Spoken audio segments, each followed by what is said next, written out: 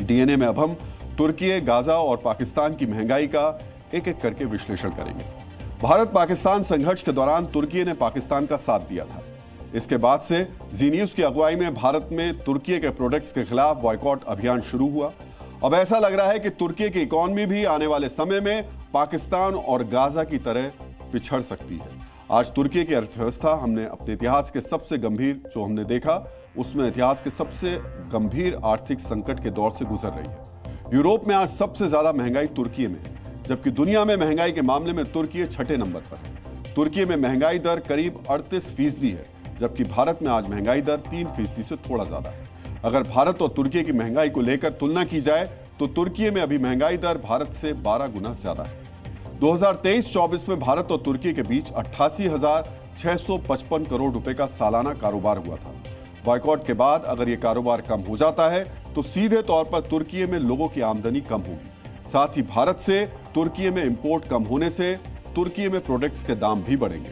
तुर्की में महंगाई बढ़ने की एक और अहम वजह है तुर्की की करेंसी लीरा में लगातार गिरावट हो रही है। अभी तुर्की में जीवन यापन का खर्च भारत के मुकाबले करीब 97% ज्यादा है और भारत के मुकाबले तुर्की में रहने का किराया 200% ज्यादा है। इसलिए अगर तुर्की के खिलाफ भारत का मुहिम ये लगातार जारी रहती है तो तुर्की में हालात और तेजी से बिगड़ेंगे। इसे एक और उदाहरण से समझते हैं। गाजा के खिलाफ इजराइल की बीते 19 महीनों से नाकेबंदी जारी है। इसका नतीजा क्या हुआ, इसे समझने के लिए अब आप गाजा में महंगाई के आंकड़ों को देखिए। रिपोर्ट्स के मुताबिक अभी गाजा में 1 किलो चीनी की कीमत 833 रुपए है, जो 19 महीने पहले करीब 83 रुपए थी। इसी तरह 1 किलो चावल की कीमत 125 रुपए से बढ़कर 1800 रुपए से ज्यादा हो चुकी है। आधा किलो पनीर की कीमत पहले 250 रुपए थी और अब यह बढ़कर 2083 रुपए हो चुकी है।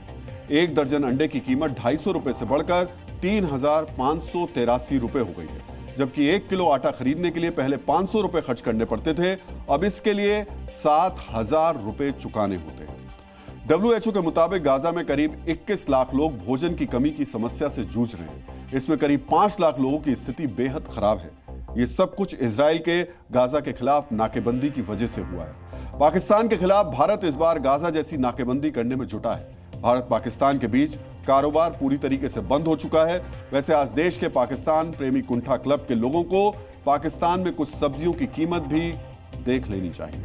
पाकिस्तान में टमाटर की कीमत 200 रुपए प्रति किलो है, जबकि भिंडी और शिमला मिर्च को खरीदने के लिए 400 रुपए प्रति किलो की कीमत चुकानी पड़ रही है। अदरक खरीदने के लिए 700 और लहसुन के लिए 800 रुपए देने होंगे। 1 किलो करेला खरीदने के लिए 500 रुपए वहां के लोग चुका रहे हैं। यानी आप कह सकते हैं कि महंगाई में भी पाकिस्तान, तुर्की और गाजा भाई भाई है।